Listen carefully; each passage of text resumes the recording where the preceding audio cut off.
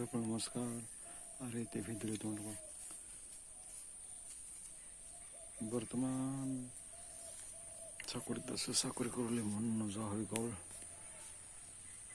7-8 মাহ ডিউটি কৰিলে মানে এই বছৰটো গুচি যাব, 20 বছৰ হ'ব। সেয়ে বন্ধু বান্ধৱীসকল চাকৰি কৰিলে মন নোযোৱা হৈ গ'ল, কিয়নো আমি নিজৰ জেগাত থাকিও এদিনো মানে আউটপাছ বা নাইট পাছ আমি নাপাওঁ। সেয়েহে মানে আমাৰ বৰ্তমান মানে চাকৰি কৰিবলৈ মন নোযোৱা হৈ গৈছে। মানে ইয়াত কোনো মিলা প্ৰীতি নথকা হৈ গ'ল, মানে স্বাৰ্থপৰ হৈ গৈছে।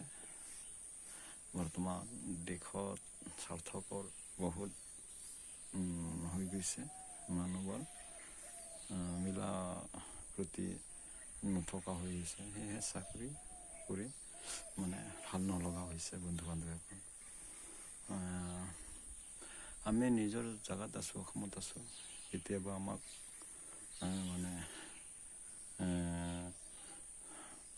মানে এজন দুজনকৈ মানে ঘৰলৈ পঠাব পাৰে অফিচাৰবোৰে, কিন্তু সেইবোৰ ভাৱনা নাই। সেয়েহে মানে কেনেকৈ পাৰে মানে মানুহক চাকৰিৰ পৰা ওলাই দিব পৰা সেইবিলাক ভাৱনা অফিচাৰৰ, যিহেতু মানে চৰকাৰেও OPS মানে বন্ধ কৰি দিছে। কোনো মানে চৰকাৰী কৰ্মচাৰীৰ প্ৰতি সৎ মনৰ ভাৱনা নোহোৱা হৈ গৈছে। সেয়েহে বন্ধু বান্ধৱীসকল, মোৰ আৰু মানে এতিয়া 20 বছৰ হ'বলৈ আৰু মানে এটা বছৰ আছে। ছুটি কাটিলে 3 মাহ ছুটি কটাতে যাব। মানে এতিয়া মই আৰু 8-9 মাহ ডিউটি কৰিব লাগে। সেইখিনি মানে মোৰ ধৈৰ্য নোহোৱা হৈ গৈছে, কিয়নো মই বিজনেছ কৰিম বুলি মানে মোৰ খুব আগ্ৰহ আছে। আৰু মই সৰুৰ পৰাই বিজনেছ কৰিছিলোঁ। কিবা এটা কাৰণত মানে চাকৰিত আহিব লগা হৈছে। সেইটো মানে সেৱা কৰিলোঁ, দেশৰ সেৱা কৰাই বুলি ক'ব লাগিব। ভগৱানে যিহেতু ভগৱানৰ ইচ্ছাতে আহিব লগা হৈছে কিবা এটা কাৰণ, সেইখিনিয়ে কৰিব লগা আছিল। আজি 19 বছৰ মোটামুটি চাকৰি হ'ল। 19 বছৰ কৰিলোঁ, সেৱা কৰিলোঁ। এতিয়া মানে আৰু বহুত কষ্টৰে, বহুত